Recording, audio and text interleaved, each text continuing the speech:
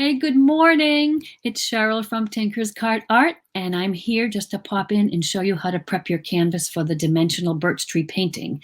It'll only take a few minutes, and it's a very simple technique. It's kind of fun. It's kind of like playing with clay again.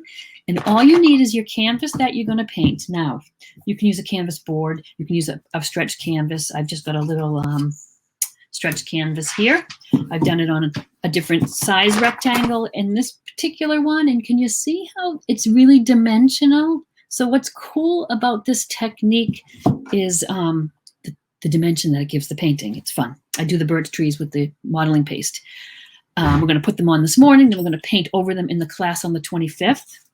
And then on that day, we're also going to finish up with some modeling paste leaves that day. I also did it on this 10 by 20 canvas, which is the long rectangle. That's a really cool shape. You could also even do it this way, for instance, and just do different stands of the birch trees. You can paint it in a great variety of ways. You can see I did two styles here. Good morning, Lisa Marie. How are you today? Thanks for popping in and watching. I forget, is it really early for you there though, right? Anyways, okay, so any size canvas that you want to do, all you need is a palette knife today and the modeling paste. And I showed you the picture before. I use the Liquitex. It's what I happen to have on hand. See, it's modeling paste. There's golden brands. There's different brands. It is white. I know Linda asked if you could, or Janet, Linda, I think asked if you could tint it, and you can. It's not clear, but it does tint well. I was surprised. I thought it would really lighten up my colors, but it tinted really nicely for the leaves. So we will play around tinting it with paint next time. So we are going to paint this painting on the 25th at 9 o'clock. And you always know that even if you don't catch me live, you can certainly watch the replay. And and so I'm on StreamYard, you guys. So if you see that little disclaimer and want to give StreamYard permission, I will see your name rather than Facebook user. But I'm still glad to see you here, regardless of how you found me. So okay, so the modeling paste. All you need is for a tool is a palette knife. I've got a variety. Whatever you have will make work, so don't worry about having one just like I'm using. You can use whatever you have. And the modeling paste. So I take a little modeling paste and put it on my palette so it's easier to reach and get at. And it's got a nice consistency. It's pretty thick. I used to know a woman, a fellow artist friend years ago, and she did her whole painting in modeling paste, florals, big, huge canvases, gorgeous florals. She had them all with the modeling paste, so the flowers were really dimensional, and then she used oil paints afterwards and painted on them. It does, Lisa Marie. It'll dry by tomorrow, but I wanted to do it ahead of time so that we would have a nice dry finish to paint on. I think last time I used my heat gun to try to speed it up, but it's best just to do it ahead of time and then let it dry well. So I'm going to just put some out on my palette here. And it's really pretty simple. You could almost figure this out by looking at the painting, but I'm going to stand up here so you can see me. I am just going to take bits of that paste on my knife, and I'm just dragging. It takes a little used to. Look at me. I have crazy hair today. I was just at the beach with the dog, so it takes a little getting used to because it's something different. We're not usually sculpting our paintings. We're usually painting them. So play around with it. Don't worry about it. It's going to be messy looking. They're birch trees. They're textured.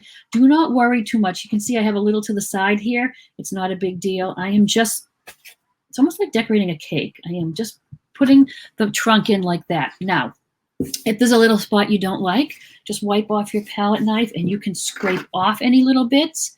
You could scrape off this whole tree so far. It comes right off. You can just scrape it off with your knife.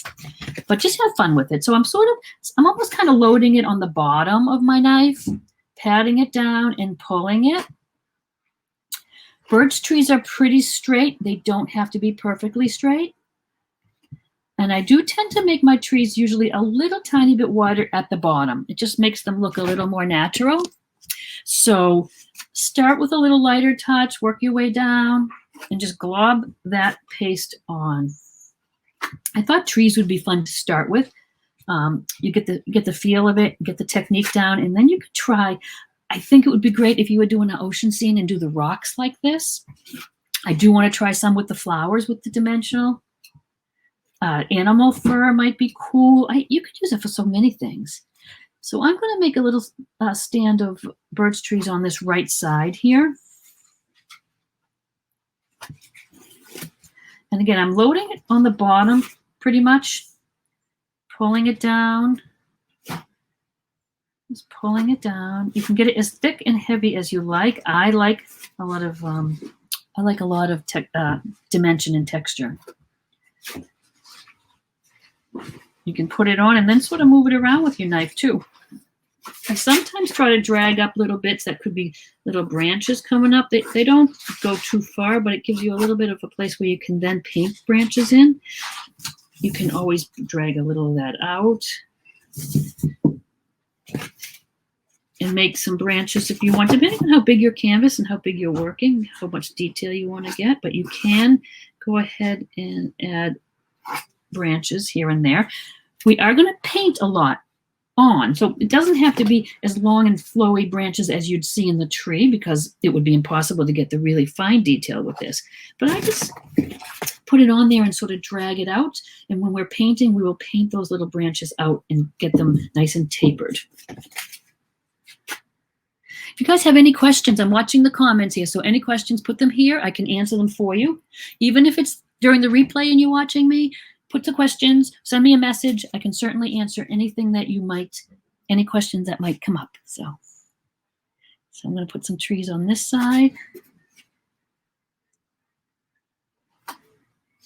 It's just a whole different technique, I'm sure, that a lot of you have done before.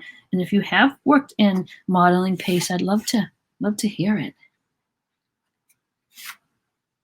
Hear about your experience and what sort of things you paint. And of course, always remember after the class to share your photos of your paintings. And I just took a little bit out because I didn't want to waste it, so I'm going to just take it out as I need it. I do find it easier to work from my palette than getting it out of the jar here.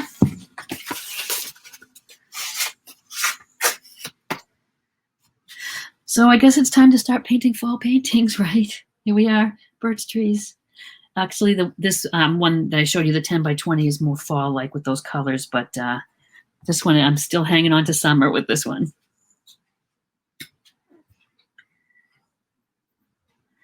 I know everybody's into their pumpkin everything all of a sudden, but I'm still going to try to get every little bit of summer that I can.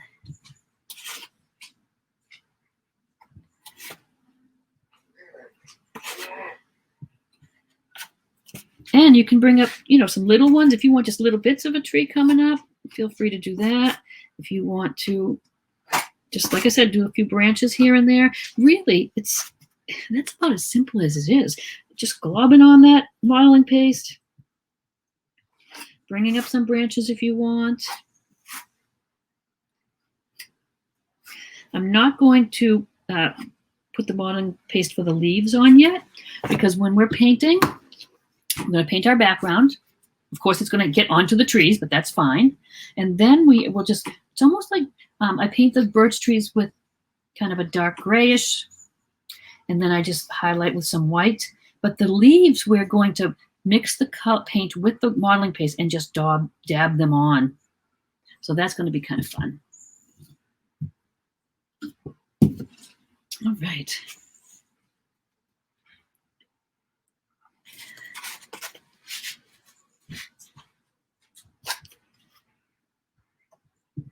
And just have fun playing with that. Just kind of put that on. And put any little leaves you have to go up there. Whoops. And that happens. So simple. I told you guys it wouldn't take a long time. This is pretty easy. Hi, Paula. Good morning. It is something different. Yes, it is something different. So it's going to be fun. So it's just the modeling paste. I'm going to actually save the rest of this. And let me hold this up because you can see it's pretty dimensional. It's pretty globby on there. And I am just going to put the extra back in the jar and save it. And that's about all there is. I know it wasn't a long little session this morning, but I thought if we did this ahead of time, give it plenty of time to dry, on the 25th, we'll all be ready to go. And it actually gives you a little time to practice if you wanted to just put it on. If you didn't like the way it was coming out, scrape it right off, start again, play around with it. And I think you're going to really like it. So that's it. Can you believe it? Simple as that. Hey, good morning, everyone.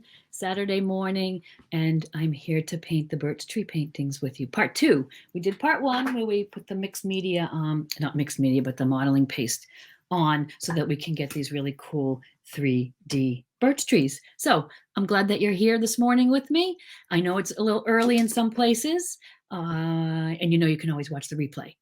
But when you come on, you're going to see a little description, a little disclaimer from StreamYard. If you click on that and give StreamYard permission to show you on my chat, I can see who you are. Otherwise, you come up just as Facebook user. So if you would like to let me know that you're here, that everything's working on both ends, let me pull up your comments, and I am going to be able to see who's here. So good morning. I see you guys popping on. That's great. All right, so in the comments, just say you're here. See if the audio's okay. I'd love to know where you're watching from. I'm welcoming the Fall Artist Workshop people, and that has been a fun group. We have had the month of September to do all kinds of cool fall paintings. I'm actually doing a Christmas tree recording that I'm going to upload next week for you.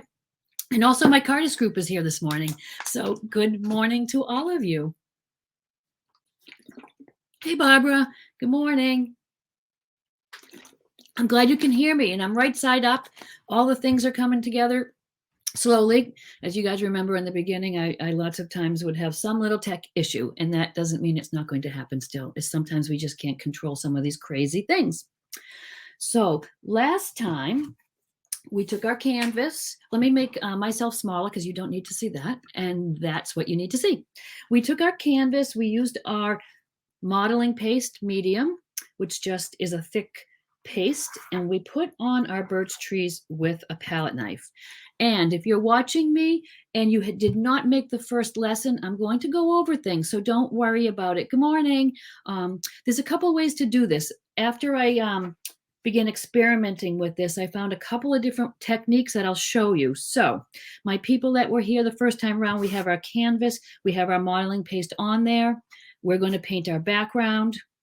Then we're going to paint our trees. If you have not done this part, no worries. If you want to just paint a canvas or a surface with just the background this morning, do that with us. And I'll show you a technique that you can add the modeling paste on top of your background. You could do either way. Or you could just watch and then do this on your own.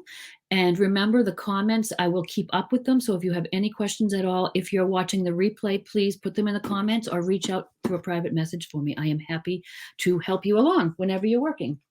This is a cool painting because birch trees can be used on any sort of background at all. I have a couple here. I did this one, which just on a whim, I threw some of my favorite colors I've been using this summer on, like kind of a teal blue, more of a gold yellow, some purples, and it really worked. It was not planned. It just kind of came out, and I really like this one best.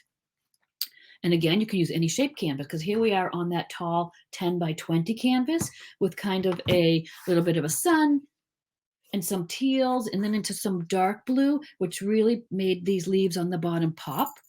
I think these would be fabulous on a dark midnight blue sky with or without a little moon. Spatter some stars on there. It could be snow on the ground. That texture of this modeling paste would be fabulous for the snow.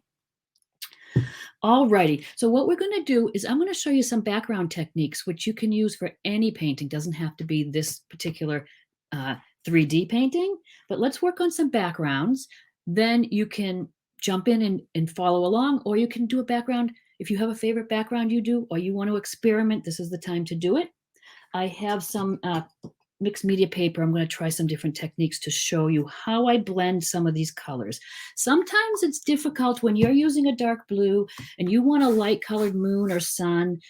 You don't want to get too much of a green look because you're mixing yellow and blue into when you're shading. I'm going to show you a few ways to buffer that and get a nice blend and not a green sky. So why don't I put this one here. I've got the 2 samples there. This is my little one that I'm going to be painting on. I'm going to replicate this painting on my piece because I really like the way that came out. But then I'm going to take some paper aside and I'm going to show you the other background, and I'm going to show you some, some other ideas. And if you have any questions or trying to mix something and it's not working, please let me know and I can do some little demos for you on that. So good morning. Let's jump right in. For that lighter color background, I pulled out some colors. I'm using a black and white. I like my ivory a lot of times. I know I've told you guys this. I know you can mix it with a little white and maybe yellow ochre, but I have it in the big bottle because I use the ivory a lot. I use it for sand, mixing. When we mix, for instance, this yellow, a little golden yellow, in with the ivory, you get a nice soft color. It's a little bit harsher with the white. If you have just white out, you can use it. Good morning, Kit. Are you chilly? I'm in Mass, and it's a little cooler this morning than it's been, and the air's changing. You can feel it looks more like fall, which I love fall, but I just hate giving up summer. So, anyways, I'm slowly getting myself into the fall things. So I've got a little teal turquoisey color out there I like, a little bit of a purple and salmon. These colors this summer I've been using a lot. I love that palette. These colors look a little clashy, but they're going to be good for the leaves. I did a lot of turquoise leaves because I love that color, but then I threw some greens in there too and some salmon color. And I love that salmon color. So these are the colors I'm going to use on this background. I've got my other colors over here that we'll deal with when we go to do the other background of the tall painting. And then we can talk about backgrounds as we go. I'm going to use one of my bristle brushes. You could use that, or you could use maybe a smaller chip brush. You could use your big synthetic flat if you have that, if that's what you have. I know I told you before, but I do like these bristle brushes to dig into the nooks and crannies of the canvas. And when we have this 3D look, it digs in a little bit better to these little nooks and crannies. Does not mean this will not work. Whatever you have, grab, because I'm pretty much one who will make do with whatever supplies I have and having a limited amount so that we don't have everything under the sun. And again, you guys say hello when you come in. I'd love to see who's here this morning with me. And I'm going to pull my paint aside here. This painting has a little teal on the top and a little purple on the bottom, but the majority is that ivory or the white if you have it, and some yellow. So I'm going to start with the yellow in the middle. I don't want to jump into the teal first. I don't want to get too much of a mix. So let's just get a nice yellow, light yellow that we like. And I'm using, it's a bit of a golden yellow. It could be like a primary yellow. Americana has a really nice primary yellow that's pretty when you mix it. And I'm just using my little strokes where I sort of make a little crisscross. It's just a textured stroke. You don't have to copy it exactly. You could use any kind of stroke that's not just up and down or across. And you can see I'm filling in the little nooks and crannies of that modeling paste. And again, you guys who did not make it for the first class, I will go over and I'll do a little sample of the modeling paste for you. But remember, just paint your background for now if you would like. Because I like to mix things up, sometimes I go right just into the lighter color, the white or the ivory. And the reason I'm working really quickly is to keep a good blend with my colors. If the colors are wet and wet, look, it blends pretty much by itself. If you go really slow and methodical and it dries, you're going to have a tougher time getting it to budge into the other colors. Hi, Linda. Good morning. Good morning from Mass to Rochester. So again, you can use your white if you have it. That's perfectly acceptable. It makes a nice yellow. I just seem to grab that ivory a lot. You are painting right over your trees. There's no way to really work just around them. You don't have to get all the little bits, so don't struggle. Just paint over them the best you can and just try to get your edges. And sometimes, like I said, I went just white or ivory. Sometimes I'll go just yellow and get a little bit of a deeper look. Can you see? I'm barely having to mix the colors when I change. It's a subtle change. It's not a big jump to a dark color. It is mixing by itself. Can you see how I'm just going to go into any of those colors? I'm going to go right across. Do your edges if you wish as you go, or you can just do them simply later. You can probably even hear the bristles of that brush digging into the canvas there. And I'm going to go right down to about where I'm going to want the purple. And I really would love it if my paint stayed wet and I could blend my purple in. That may or may not happen, and I am going to show you how to deal with that, whether it dries or it stays wet. So I'm working pretty quick. And I know it's fun to paint along, but if you are finding it hard to keep up, remember you'll have this video. I'll email this out and post it on the page, and you will have this to rewatch. So do not panic at all. I want to get a little lighter. I've got a light teal up here. I don't want to have a real dark yellow here and try to mix it. It's going to get very greeny and it's just not going to be nice. So what I do when I'm going from one of my light colors, whether it's a sun I'm doing or a moon, I keep drying my brush off when I go into the next color. So I'm really drying the brush. And what I'm going to do to make a little buffer so I don't pop right in here with the turquoise and try to blend it is I'm going to take the white or the ivory and I'm going to go almost above what I've painted. So I'm not mixing in with it yet. I'm going to use this white as a little buffer between the turquoise and the yellow. I'm going to show you some other examples of this because it works nicely when you want to go into from light to dark. I'm picking up some of that yellow, so I'm always wiping that off. And now just the dry brush. See, I'm not washing it in my water. I don't want water in here and get all watery. I just want to get most of the color off the brush so I can just use this dry brush to blend. I'm going to quickly blend the light color into the yellow now. So first I put it up a little higher, and now I'll blend it down. Now I can go into my turquoise. I think I will even set that brush aside and just grab another one so that I am not contaminating my turquoise at all with any of the yellow. I'm going to jump into my light turquoise and see how I'm going across the top, and I'm not touching that line yet.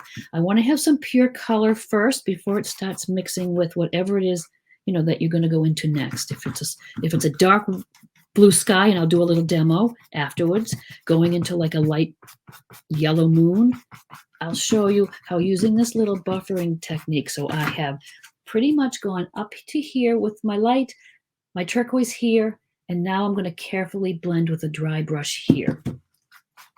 So now again, I just dry off my brush. I'll use this brush here. I'm drying it off. And now I'm carefully just going to feather these two colors together. So you see how nice that is blending? I'm not putting a lot of work into it.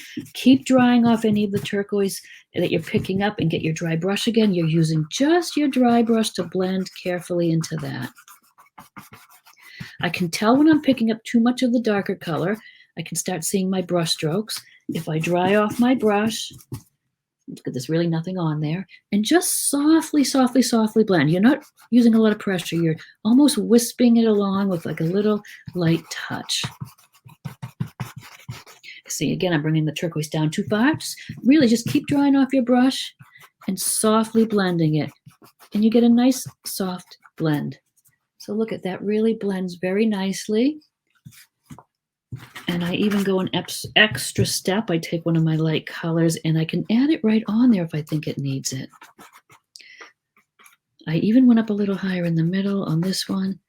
This is a time to play around and have fun with it. If the paint is still wet, add a little bit of color here and there, very lightly. And if you don't like it, you could simply wipe it right off. Wipe off your brush and just scoop it off. There. So that's just a nice beginning. It's odd colors. I told you I just randomly did these colors because I liked the palette, and it really came out nice with the turquoise in the top and then a little bit of yellow.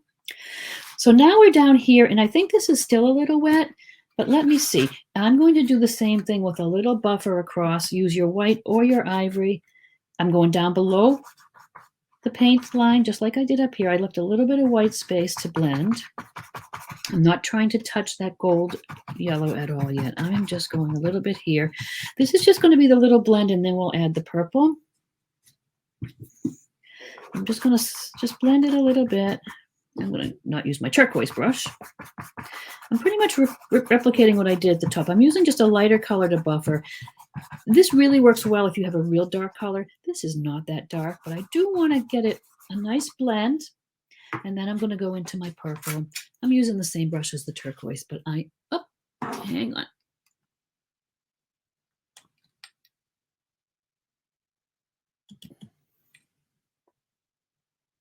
Sorry, guys. I don't know why the camera went out, but just give me a second. I'll just take it. And I think sometimes if I didn't shut my notifications off, perhaps.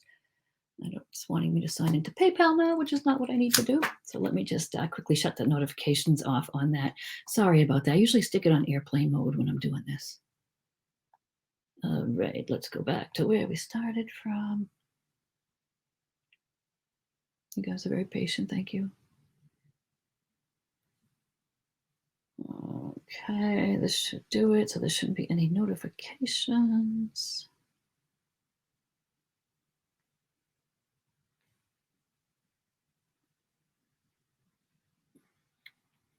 Let me get you over here because you don't need me there.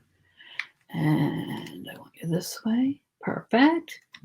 Sorry about that. I have to keep my eye on that screen if that happens. There's no little notification or anything, but let's get you over here a little more so you can see this. Okay, there we're back to square one. Sorry about that. So what I was saying is I'm just going to use the brush that I had for my turquoise, for my purple. I'm just going to dry brush it off a little bit. This is just like a little bit of a light purple. Now I'm going to go right across the bottom of the painting. Actually, I'm going to bring this up a little higher. I'm looking at my example there, and it is a little higher. I'm grabbing a little blue off my other palette because I think the purple I used on the painting was a little bluer. Okay, there we go. Yeah, I like it a little bluer. Don't be afraid to play around with mixing your colors. You don't have to use them always out of the bottle the way they come. You can certainly mix, see what you get. It's acrylic paint. You do not have to worry. Experiment. It's not the end of the world if you don't like it. If it's still wet, wipe it off with a paper towel. If it's dried, I could paint right over this when it's dry with white and start again if I didn't like it. So don't be afraid to experiment because that's how you're going to discover cool new techniques and everything. I'm bringing this up into the color because it's still wet here. It's going to blend for me. Just bringing it up a little bit, filling in the nooks and crannies with my bristly brush. And it's a little bit on my original one. I'm looking at it here in front of me. I didn't have quite as perfect straight line across, which sometimes it's kind of nice. I'm going to make it a little higher here and going down and maybe a little higher here. Again, I'm working quickly so that I can try to blend it without having to re-wet the colors. So if it did dry and you didn't get a nice blend here, simply throw on a little bit of the yellow again in ivory, a little bit of the purple along the top, and that gives you wet on wet, and you can again blend. I think I'll scoot back to my lighter colored brush for blending. Very lightly, I'm just working where one color meets the next.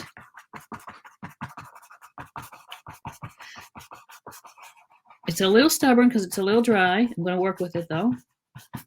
And I'm going to keep getting rid of all that extra color.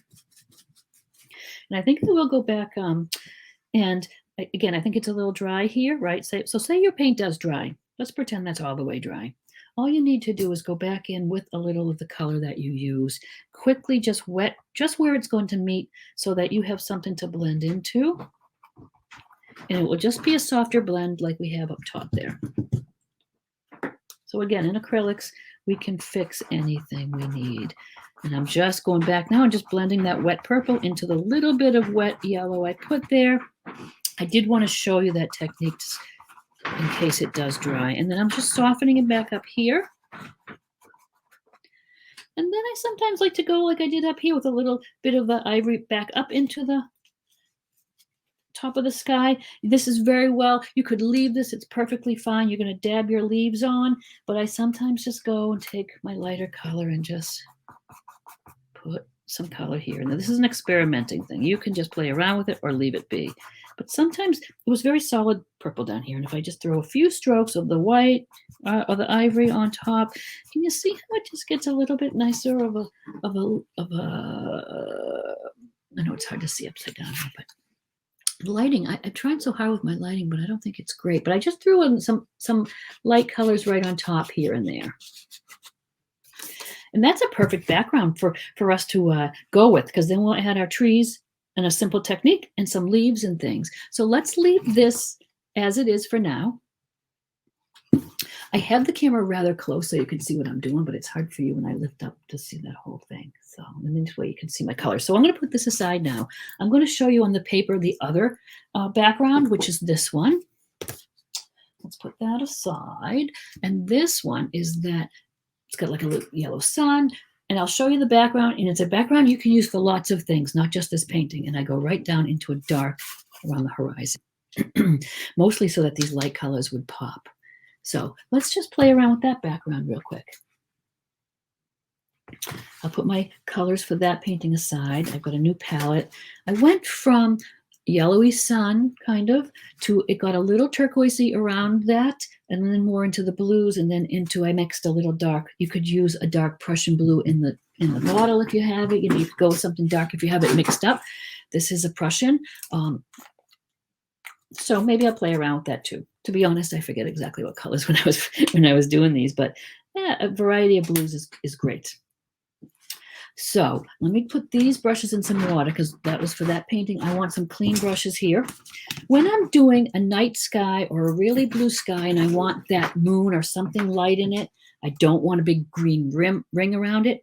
I'm going to start with my lights first. So simply just take a little white, which I'm going to scoop off the other palette. I have white and I have some ivory. Again, you can use either. I want to get a light yellow. And this is how I do it. I don't trace a perfect circle. I don't worry about a perfect circle. This is how I do all my little suns and moons. I simply plunk the brush down and spiral out. Because as it gets to the edge, you get that nice hazy look, which I like. There's little spaces left. That's fine. I'm going back over that with just some light. I'm going to wipe off my brush. I'm going right into my white. This is a really hazy sun there. It's not bright yellow. So I'm going right with just the white right on top. And as you do this a few times, you're going to fill in all your gaps if you have them. But can you see how that has a nice streaky look? And as your color is off your brush, you get a real hazy look out here. So that is a nice way to do a dark sky right on top of the blue. You could do it, not on this one. We're just starting on our white canvas.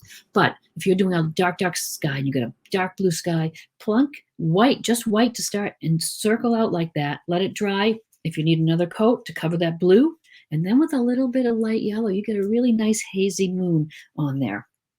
But for today, what we're going to do is now I want to go into my turquoise color. But remember from last time, I don't want to meet it right up against the yellow. I'm going to give myself a buffer, and then I'm going to carefully blend it. So let me go right into this turquoise. I'm going to mix it with some white because it's a little darker than I'd like. I want something light turquoise to start. So all I did was take some white. You may have a light turquoise. Again, that works right out of the jar, but I am mixing a lot. I'm going around the sun I just did. But see how I'm leaving? And this is going to be a little different on paper because it dries super quick and it doesn't blend as nice. But I just wanted to show you the demo if you want to do that blue sky. I've got my turquoise. The careful thing I want to do is blend these two together now. I'm going to go in and I'm going to do it with a little buffer color, just like either white or ivory on my brush, a clean brush. I'm using the two brushes. I'm using one for the dark color, one for the light. Clean brush. And now I'm going to go in between these two because I want to start blending it. So I'm going just in between, and these colors are going to start to blend. If I was on my canvas, it would blend a little better because, again, I'm on the paper. So now I've got the yellow sun we did, the turquoise out here, and I've just taken white and got a little buffer between them. It's just going to make it an easier blend. So I'm going to just keep drying off my brush when I blend, and I'm blending just these two. Now I'm blending white into the turquoise rather than yellow, and it's going to give me a nice, cleaner look instead of turning green with the blue and the yellow. So you can see the little technique. I put the lighter color in, and then I mix out. And then you look at it like you might need to go back in again because this is paper. You may not have to do this on your canvas. I'd go back to my lighter color and I'm just going to soften it. I'm very lightly stroking just to make the blend a little bit nicer. So now it's easy. It's easy now to blend that light turquoise into a darker turquoise into a darker blue. Going from light to dark like that is pretty easy. So I've got my light turquoise that I mixed up a little bit here, right? So I'm going to just kind of get back in there, even that out, and I'm slowly going to get darker. I'm going to go with my dark turquoise, and I'm working quick enough for it to blend as I go. I'm using a big circular stroke around the sun. This is very much like the purple painting we're going to do, the purple background with the tree, that really fall cool painting. I'm going to put it into the groups. I'm going to record it. I wanted to do it live, but I sort of lost a week last week. So I'm going to record that, but same idea we're going to do with that moon, just in white on the purple. It's really fun. And I want to transition into a little bit of a blue. So I'm going to grab the blue.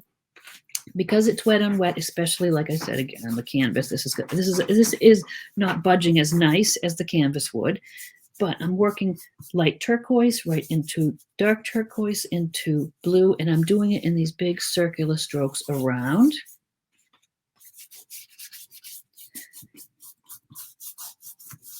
And I'm going to just get a little darker. I'll use that Prussian maybe. And don't judge the blending on this with the paper, because the paper is pretty difficult to get a nice blend. So what's everybody been painting for fall? Are you excited about the fall paintings? Time for pumpkins and all those great oranges and burnt sienna colors. And when I get to the tippy top, the very bottom, I'm going to really go into black. I'm getting really dark down here, just so that those colors pop. Bring that dark color right down to the bottom. It's going to be under your leaves, so just go right down with that dark.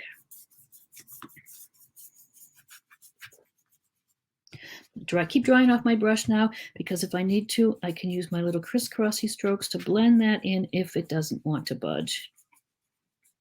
And as you're going, I say go into the black or the dark blue, but remember, I always like to pop in and maybe with the light blue, grab some, just to make the background or whatever you're painting more interesting. You want the eye of the observer to be entertained and interested. So you want to throw in some fun little lighter colors on top of dark, contrasting colors. You don't want too much of that. You don't want their eye to get tired. You want their eye to travel through the painting and enjoy it. But so a little surprise, a little bits of color here really work. So I know it's much darker down here, but look, I threw in some little light blues, and it just kind of, it's just fun. So I know it's kind of crude because of the blending on the paper, but this is what the other painting is pretty much like. We've got the yellow sun into a turquoise, into a blue. This is a longer painting, so you have more room. And then the bottom got to be the dark. Any questions you guys have, please pop them in the comments. Yeah, I love all of the fall paintings too. As much as I said, I hate to give up summer, fall paintings are the best. Wait till we get to October and I'm doing all kinds of pumpkins and things. That'll be so cool. And good morning, Rhonda. Thanks for joining in. So that's just a couple backgrounds, whether you use them on any canvas painting or this one we're doing with the mixed, I want to call it mixed media modeling paste. Mine is a Liquitex. You can use other brands. Golden makes one. There's other brands. I'm going to move this aside. And again, if you weren't here when I said to you, you can just paint right along and we can add the modeling paste afterwards. It doesn't always have to be added first. I did develop another little technique I'm going to share with you guys. Janet, I started to tell you about that the other night, and then I got distracted.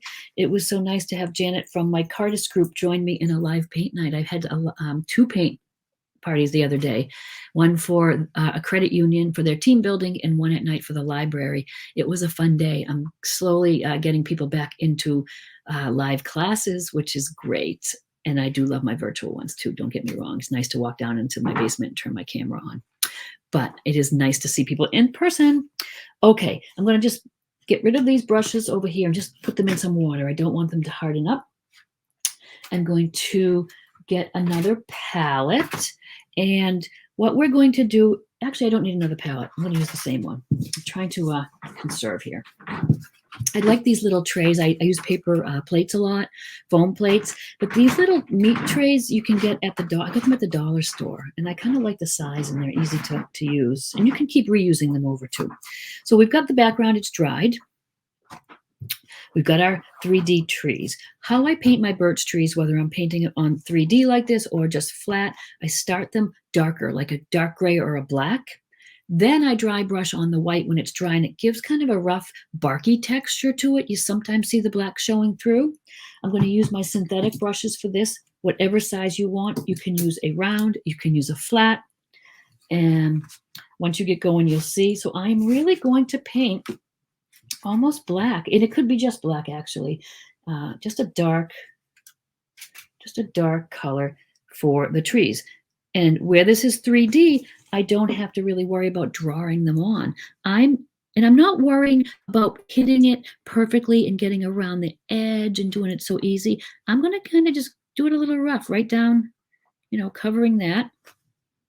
It's kind of cool when some of the white peeks through. I'm going to concentrate on the trunks. Then I'll go and I'll put some branches. I'll give you some ideas of branch painting, whether it's, again, on the 3D painting or just on. This is perfectly fine just to do your birch trees this way on any sort of background. That in that case, you would just probably take your brush and just draw your trees. You wouldn't have to go over these little bits and pieces. I think that modeling paste will be very cool for snow. So I'm going to work on some winter paintings for us, incorporating this sort of a technique. And it's really no right or wrong way for this. You're just getting a little black or dark gray, whatever you wish, on the tops of your trees. And there's another way I'm going to tell you about too that I discovered, which is kind of cool. So if you guys have got your trees done like this, follow along. If you guys who are doing just your background painting, after the painting is done and dry, I tried a little experiment of mixing the modeling paste with my paint to color and tint it. I didn't know if it would take it. I was thinking that the paint would get really light and pastel for every color. It didn't. So I mixed up, and I'll show you this afterwards for you guys that might want to do that technique. I tinted the actual modeling paste and then put the trees on with a dark gray modeling paste. So what that did is it just saved you having to paint these black trees this way. It was also fun because I did tint it with some of the oranges and just dabbed on the leaves really thick, so that you could either dab them on first and paint like we're doing, or I'm going to show you that technique afterwards.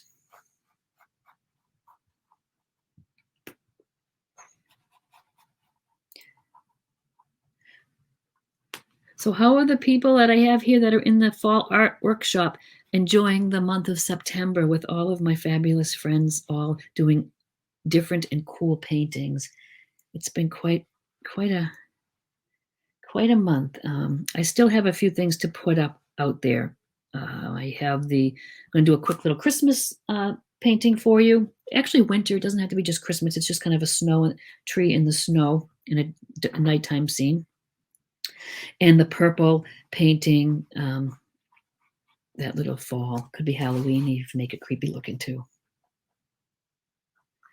So you can see I'm not paying too particular attention. I'm doing the best I can. I am not going to get upset if my paint color slips off and gets on the sky. Really, this is all for fun, you guys. You know how I stress joy in your painting. It's about the process. If you are sitting, relaxing, enjoying painting, don't get all worked up. I don't like it. I can't draw a straight line. This doesn't look like yours. None of that, because if you're struggling like that, I am painting this for the second time, and it's not going to look like my first one. So never mind trying to get it look like the instructor or your neighbors or your friends. Everybody has their own little take on it. And if we all painted exactly the same, well, they may as well be coming out of a factory, you know. It's fun to see all the quirks and all the different things everybody has to add. And I think it's great if you could just pick up some supplies, watch some tutorials if you need it, because here's another thing that I hear all the time. I can't paint. I don't know how to do it. Well, nobody sits down and can paint and know how to do it right off the bat. So how I explain this, because it's so true, is I'm a terrible cook and I can't make anything. So I don't go into my kitchen and stomp my feet and complain that I can't make lasagna. I can't make lasagna like my friend Mary. I can't, none of that, because I have to watch someone like on YouTube or a tutorial, or at least read directions, or at least have a cookbook. Nobody's born knowing how to do all the things. Yes, some people are very artistic and right out of the get-go, they can paint and draw and blah, blah, blah. That's not most of us. Most people that I know have had to study and learn and get instructions and watch people. It's not something you're going to just know. So don't say that before you really have sat down and had somebody show you step by step how to do the color mixing and the brushes and applying paint. Enjoy the process. Sit down and enjoy it, because your paintings will show that. If you're struggling and fussing, your paintings are going to look that way, tight and not fun. So I say the same thing with fixing your car. Who knows how to fix? I don't know how to change my oil in my car. Could I if I watched a tutorial, or if I had someone show me step by step? Probably. But I'm not going to get upset about not being able to do it when I haven't even studied or tried. Oh, Linda, I'm glad you're learning a lot and having so much fun. I was so excited to meet with Michelle, sorry, Michelle down in Orlando. I'm in Massachusetts. Michelle's in Orlando, but I go down a lot to visit family. As a matter of fact, on a last minute whim, I'm going down on the weekend again. But we have a blast. We just met online and we do these classes and we meet in person and we just have bonded. Isn't it great? You're meeting other people online and that have the interest that you have in art, in creating. Okay, so all my gabbing, I have done my trees. They look crazy, don't they? So don't look at it and say, oh my God, I hate it. Look at it. It's going to be really cool when you're done. My trunks are done. Branches, whether I'm doing branches in this 3D technique or I'm doing branches just on a painting, always start at the trunk. I move up and out. And here's the tip. Don't say I can't paint a thin line. Here's the trick. When you're doing thin lines, I usually thin my paint down. I start at the trunk. You can use a round or you can use a flat if you have a nice chisel edge, whatever you're comfortable with. But the trick is thinning your paint down, not so much for here because I've got that 3D underneath, but thin your paint down so it's like ink and not thick like dried paint on your palette and it drags. And because of that, you press down more to fill in those little bits that are dragging and you get a big thick line. Keep your paint super thin, watered down, almost like ink. Light touch. Look at, I'm hardly holding this brush. I'm not gripping it tight and pressing. Hardly holding it. I start at the trunk. I might press down a little bit in the beginning to get it a little wider. I wiggle it a little bit. I pull it up. And now the brush is coming right up off the canvas, right up off. Oops, sorry, I hit you guys. It's just a little technique. You might want to go to a smaller round brush, a little round brush, but same thing. I press, I pull and I wiggle and I lift it off. So when I'm lifting off of the canvas, I have no choice but to get a little thin line. It needs a proper brush. You have to have a brush that doesn't have all the little hairs all straggly sticking out. I do like doing mine sometimes with the chisel or the round. A little tip, when those brushes are all scraggly and you might want to try to save them, try this. Try putting them under boiling water or dipping them in boiling hot water and then reshaping them. Sometimes with just a little dish soap, ivory soap, get that little shape to the tip back, store them upright, and you can sometimes get that nice little tip back.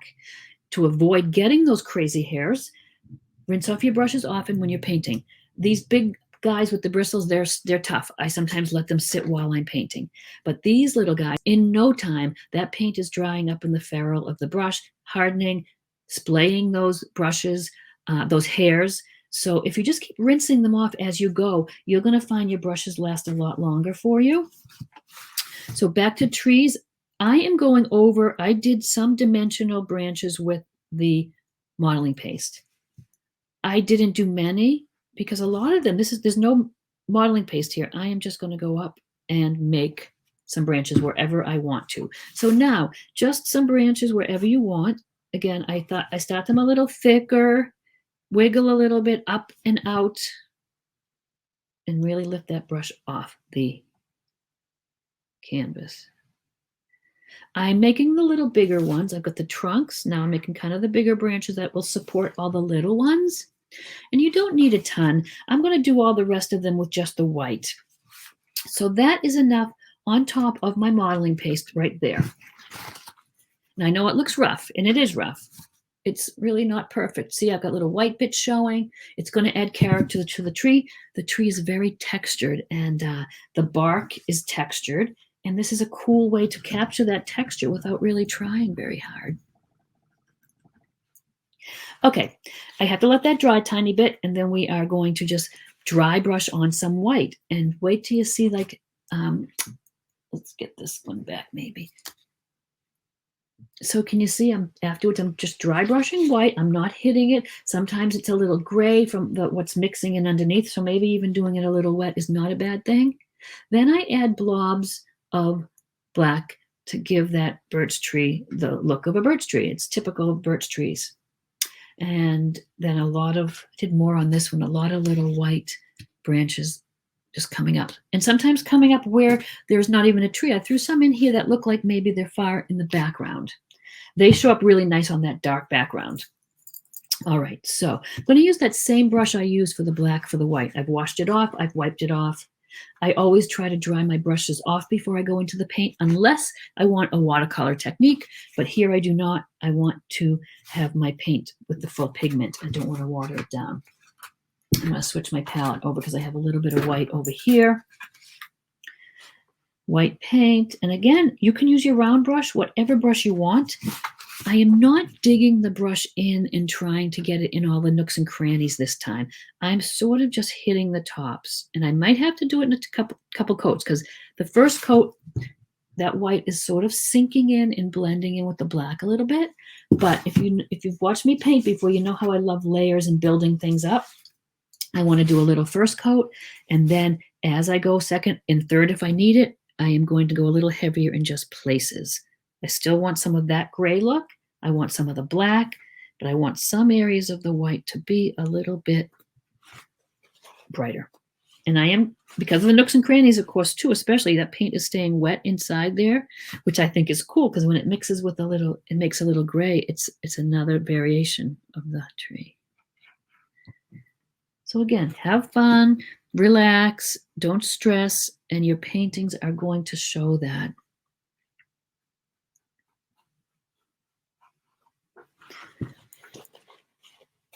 And I have some of my Cardist group here this morning. It's good to see you guys. My Cardist group is a monthly art membership for those that don't know. We started back in, I think, April. We have a great group of ladies, and we do some cool painting. So it's a private group. It's very reasonably priced. It's closed, but I am opening it up on the 29th, which is next week, right? Next week. And I'll be open for a week if you are interested at all in any of the information about that, or if you'd like to be on the waiting list to be the first to know when I open. Send me a message, comment here. I will post the link in a little bit for you guys. But what I do inside that membership, you get special paintings that are just for you guys. We paint by Zoom a couple times a month, which is nice because then I can see your paintings. You can hold it up and say, look, I don't know what I'm doing here. I need some help. And I can actually address that. So that's a cool thing. And then you get a couple of recorded classes every month, because I know everybody can't watch at the same time. And of course, those Zoom classes are recorded, and you don't have to make them. You can still see them. They're streamed on the page and they're recorded. The other classes are special paintings, again, just for the group, exclusive to the group. And they are just a replay that I release. We sometimes do Zoom critiques. If someone needs help with a painting, you can send me a picture of it and I can print it out and sort of make adjustments and even FaceTime with you to help you. I am pretty hands-on to give guidance and help, because most of my people are all beginners. If you are a more advanced painter, a nice thing is you can take any of my paintings or any of my designs and my traces and use them yourself for, to sell your paintings or teach them. I'm happy to share that with the members. And besides all that, it's a great community. We have a nice little private community where everybody is so encouraging. And I am in there popping in all the time, but if I even miss a little post or I'm a little late, everybody else jumps in to help. So it's really cool. People have made friends, and it's just a fabulous group. So if that's of interest, once I'm waiting for something to dry here, I'll find that link and you can put yourself on the waiting list. There is no commitment. You can sign up and stay a month if you want and be done, or you can stay forever. The price that it's going to be, if you join at that price, you are locked into that price forever. So when the price goes up at some point, you will be locked into the price. It sounds like one of those infomercials, sorry. Okay, so I've got one coat there. You can see how it mixed with the black and gray, but boy, it's already a cool look, isn't it? Just for a tree that isn't a birch tree. We'll have to do some brown trees like this at some point. Then I can highlight with the purple and a light blue. It's so cool. Okay, let that dry a second so I can get a nice bright white in places. So let me grab, I was going to do this beforehand and I didn't. Let me grab the link real quick for you and I'll throw it in the chat here. Let me get that. It'll just take a second. We're letting that dry anyhow. So, all right.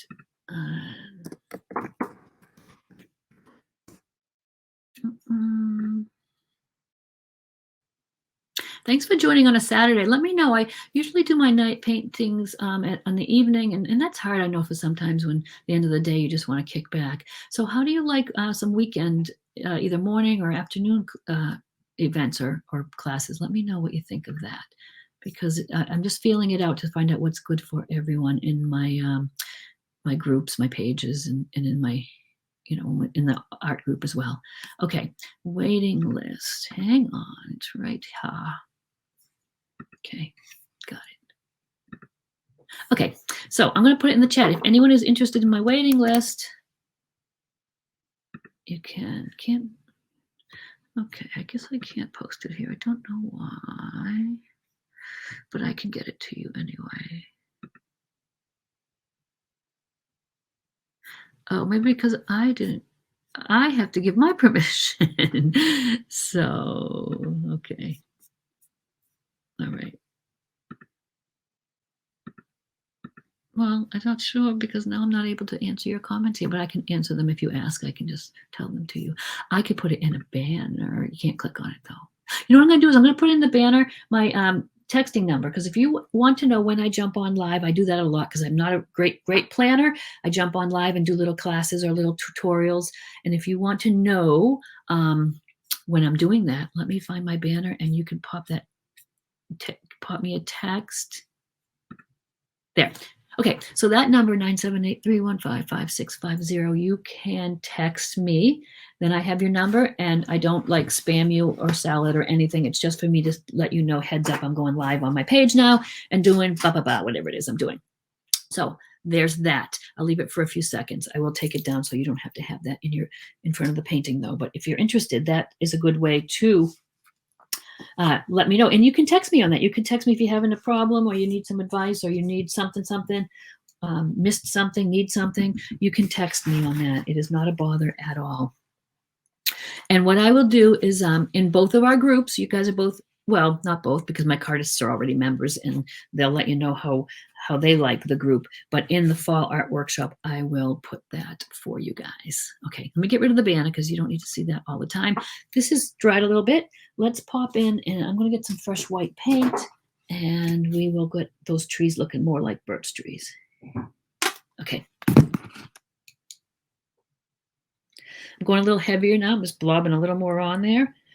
And I'm not putting it everywhere, but I'm lightening it up. If I start to pick up some of the gray, because in the nooks and crannies it's still wet, I just wipe off the brush and go a little heavier. Can you see from there? You can see it's a little brighter now in places.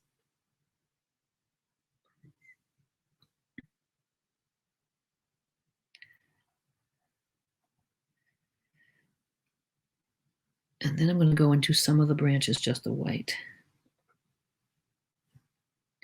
What's your favorite background on this painting? What do you guys like? This one with the yellow turquoise or the nice dark night? It's kind of the night sky one. Let me know in the comments what you like. It's always interesting. Everybody has different tastes.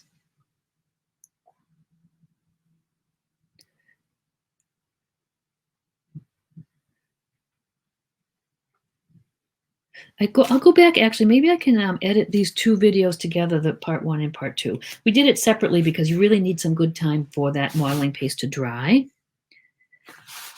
But I'll see if I can't edit the whole thing together, and then you'll have it in all one place. And I'll upload it to YouTube too, so that even after the workshop, the workshop group will have access to it. And the Cardist, you guys, I'll have it right in the guide for September. Can't believe it's October. I'll have our new calendar. I'm working on some ideas. I'll get that new Cardist calendar out this coming week, so you can plan. And as always, if you ever have any suggestions, I am happy to take them and run with them. So on this light sky, as opposed to the darker blue one, you can see these white lines don't pop like they do there.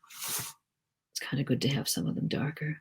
I want to throw a few in, even down here. Sometimes they just come up. They're just a tree vaguely in the background. Can you see how I'm making that line? I am thinning down my white paint with water. Hardly any pressure on the brush.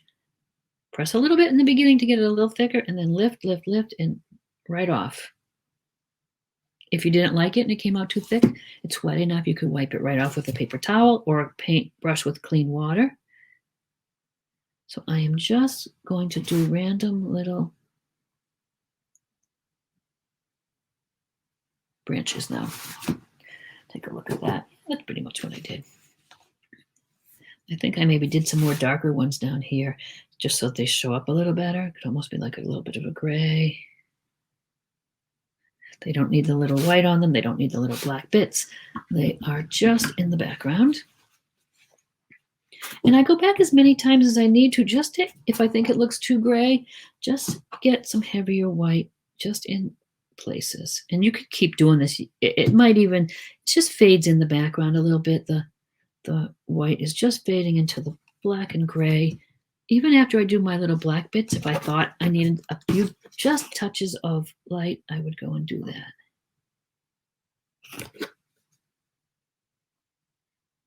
Oops, and I just got black in my white. So that's a pretty cool look. I think I'm going to go in, I'm going to use my round brush to put those little black areas, and they really are just taking some black paint. They're just little blobs. I'm almost using the brush sideways and just putting them in. Sometimes this little tree is very thin. We just get some thin ones. I just kind of go from side to side. Don't think about it too much. You don't want it to look as a pattern or really like you're trying. It's random, and in nature, things are just random sometimes. I don't mind that some of the paint's wet because I like it to be very dark sometimes, but then I like it sometimes if it just mixes with the gray. So I just work my way up or down one of the trunks at a time and just kind of, they get smaller if the branch is smaller. Some of these branches are so thin you don't need them. As the top of the tree comes into play and it's thinner, you can make, smaller little bits. I love birch trees. If you did this like the other one or even darker background and put a little red cardinal on the tree branch, wouldn't that be the coolest thing? Always think outside the box. I know every time I'm painting with you, I'm giving you all kinds of ideas of how to do it differently. But think about that. Whenever you're painting with any instructor and you've got the painting, think of ways you can make it your own. You could change it up. You can use different elements in different paintings. You could use this tree on someone else's sky that you learned. It's unlimited the amount of ideas that you can come up with. Even if you keep a little sketchbook and just jot those ideas down. I have to write everything down in a little notebook. And then when you go into paint and you mightn't have any inspiration at the moment, just flip through there, alter a painting you might have done already, or just start a new one from scratch. It's really fun to make some things your own. I want to put your comments back up because I still have my pen in front of me. Yep, Kit, you're right. Both of them have a very different feel. I am dying to do one with some snow. Have you guys done the snow where you take the toothbrush, you water your white paint down and just take an old toothbrush and spatter? You can do that for stars or snow. It's so fun. It really is. Yeah, the darker one too. Yeah, I am partial to some dark backgrounds, actually.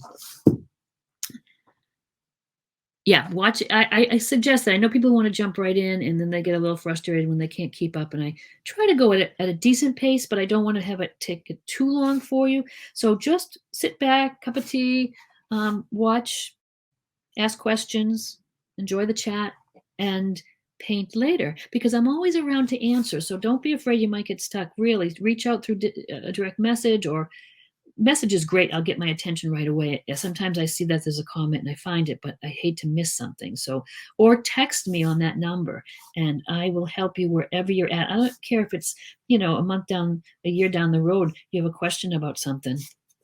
I will be happy to answer it. That looks good. I'm looking at it in the camera and it really looks like birch trees to me. It's funny. That's the trick too. I know I tell you all the time. You're painting and you have a little wonky thing or a little thing you don't like. You don't know what, you can't put your finger on it. Take a picture of it. Because when you look at it, like I'm looking at the camera, I see so many different things that I can see right in front of me.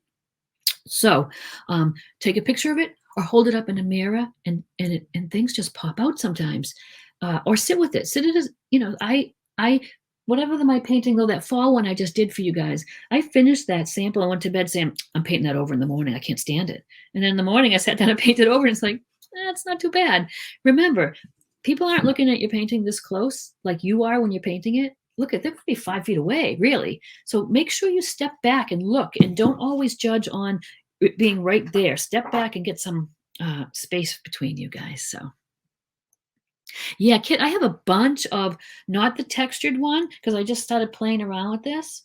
But a lot of paintings very much like this, even the tall, thin canvas, just the birch trees. And then I put a branch this way and put a little cardinal, and you can always, so I strategically put these branches in the middle for cardinals, and it pops on that dark blue sky. I'll be pulling that out probably in November. We'll do some of that too. Okay, so the leaves. Now, you can just take a brush, something small. I kind of use something that's sort of the size of leaves I want, like this little guy, or a filbert if you have, or a little square, something about the size of the leaves you want. My leaves on this guy, I'm going to put it here so I can see. I did do them with the modeling paste. I guess I didn't do it here, so I'm going to just paint them on. You could have just taken your modeling paste and dabbed them. I'm going to demo that when I'm done and show you guys who may not have painted that with the modeling paste yet.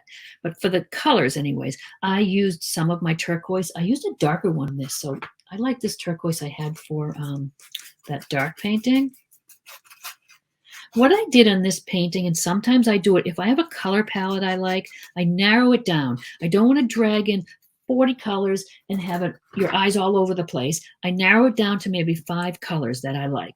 So this one was the turquoise, the purple, the salmon, and the lime green. And I did everything with those colors. I can make those colors lighter or darker, but it's really coherent, and it makes for a nice painting when you're not saying, oh, and I think I'll add an orange one in, and oh, let me add a yellow. I can only use those few colors I put on my palette. So I have gone into that darker turquoise because I do like that.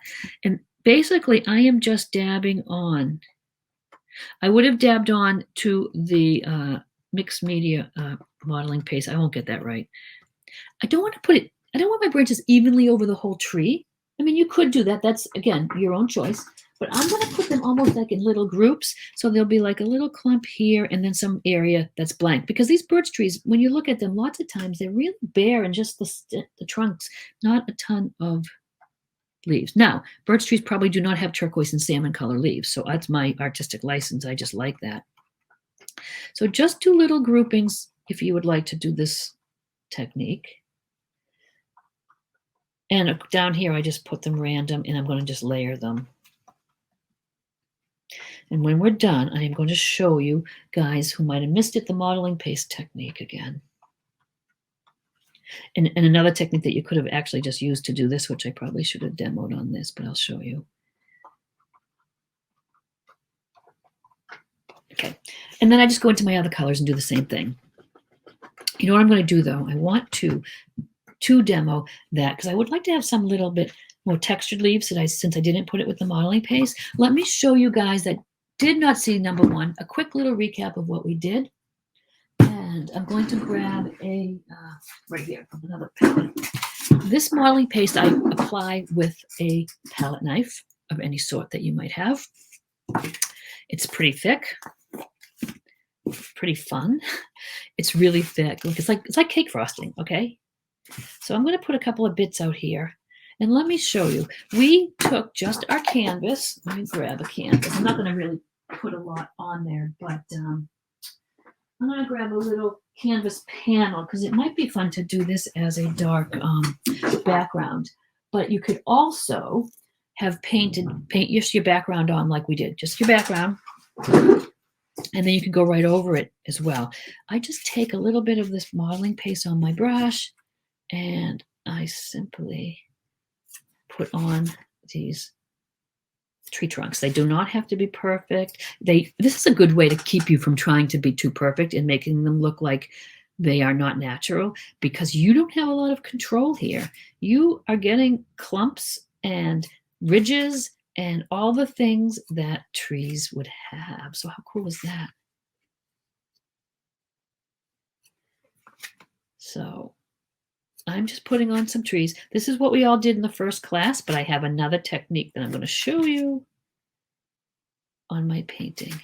So you just put these in, and I'll paint this up with a really night sky and show you guys. It'll be kind of fun, a nice winter sky, because look at what we could do. Say it's a winter sky. Again, something I don't want to do, even. I'm going to put 3 on one side and 2 on the other because I don't want it to be too symmetrical. So let's put one more trunk. And like I said, I'm going to splice this together so you'll have the first part of this and watch a little more carefully how I did that. But wouldn't this be fun for snow? So let's make down here, instead of leaves, let's make what's going to be snow later. Let's do that. And you know what I'll do, you guys? I'll go on and video painting this one with the snow so you have it, and then spattering the snow. So let's just glob this on, and you can make it as thick as you want.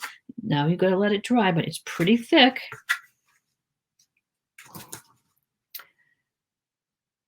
So that's what it looks like. Wouldn't this be fun for rock walls or ocean waves or flowers, textured flowers, right? That would be cool. Okay, so what I have discovered then too, if you want to paint your background on your canvas and then color your modeling paste and glob it on, and then you don't have to paint over it. So I have been experimenting with this stuff and came up with all kinds of techniques.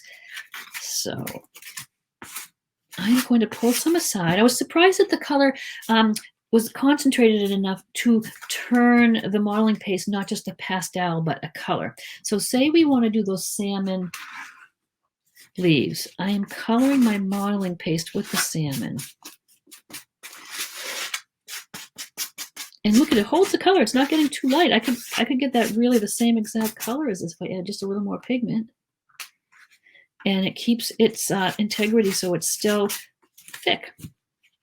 And so what you can do is, instead of, painting on, you can take and glob on the colored modeling paste, and voila, your leaves are nice and textured. So on my first one, I did put the modeling paste on white, painted over like the birch trees. But you could also paint your background, color your modeling paste with black, put your trees on like I just did on that little canvas, but it would be on your background and already your dark color, and all you would need to do when it dries is dry brush on your white. And then your little black daubs. But I really love dabbing those on. See, you can see the texture of it.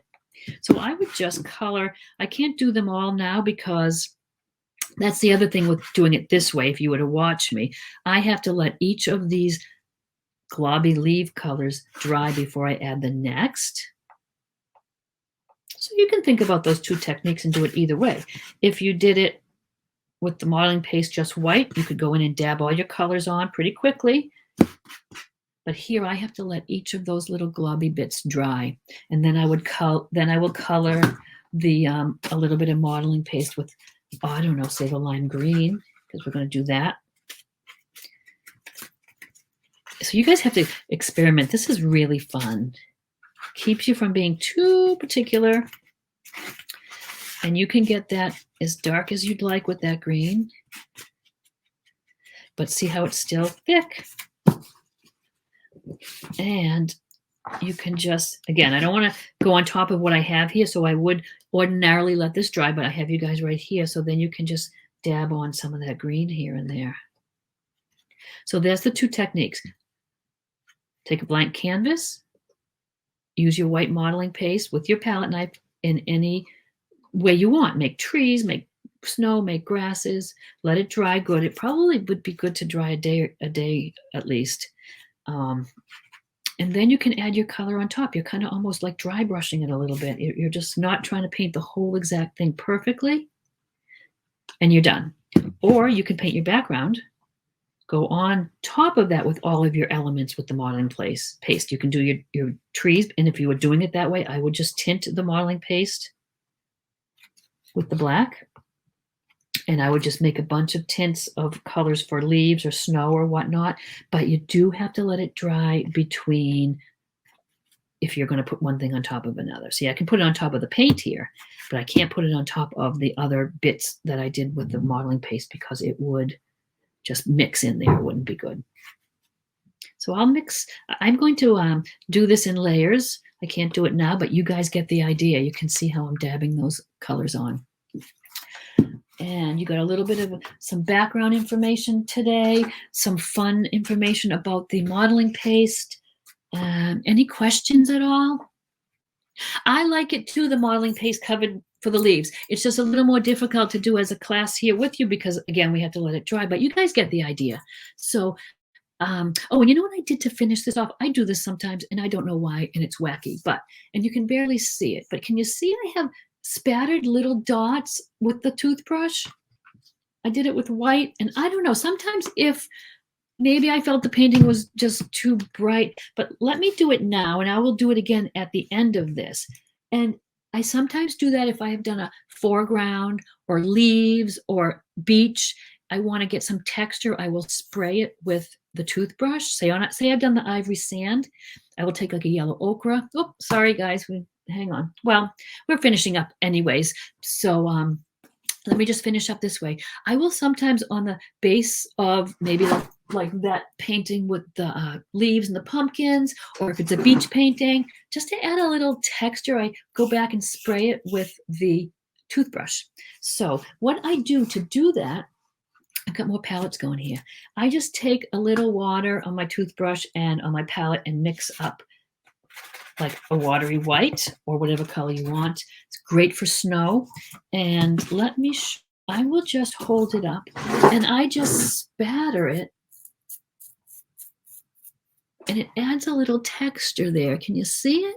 It's barely noticeable, but it's, I do it right over this painting. I've got a big drip now, but look I just dot it with a paper towel. I know it's hard to see. You can kind of see it there. Just gives it a little texture. I don't know what possesses me to do it on some of the paintings, but I like it. And you could try it on some things if you'd like. So what I would do now with this is let it dry and glob on more leaves and call it a day. I think that's great. I think that's done. This is what the original looked like. You can see what it's like with just some of the salmon leaves and things in there. I like the texture on the bottom like that. This one was done originally, like I said, just in the white, and I just dabbed on acrylic paint. So there's two techniques. Try them both and see what you like. This is the bigger one. And I do love these rectangle canvases because look how nice these. So this one, I did the other way. I did each of those globs, each tinted that color and then put on, let it dry. I might have cheated and put the heat gun on it a little bit, and then I just did gold, yellow, orange, like a burnt sienna, and a maroon. The maroon is kind of nice in the back there. So a couple of different techniques. And if you guys discover some cool techniques or do some paintings that have other elements, I would love to see them. I can't thank you enough for popping in this morning and watching. Thank you to the Fall Artist Workshop group, and thanks to my cardists. And I will get this out there and I'll throw you the link for the waiting list if that sounds interesting to you, and if you have any questions about it, let me know. So here we are on Saturday morning. We have the whole weekend ahead. Hope you guys are going to paint and do some cool things. Share them in either of the groups. I'd love to see them. And thank you guys again. We're going to look at the comments real quick. Yeah. Oh, great. You're welcome, you guys. You're welcome. I love it when you join me. I love this so much, and I appreciate you painting with me. Remember, relax, enjoy it, no struggling, just go with it, because then you discover cool new techniques. So, all right, happy Saturday. I will see you guys all next time. Bye.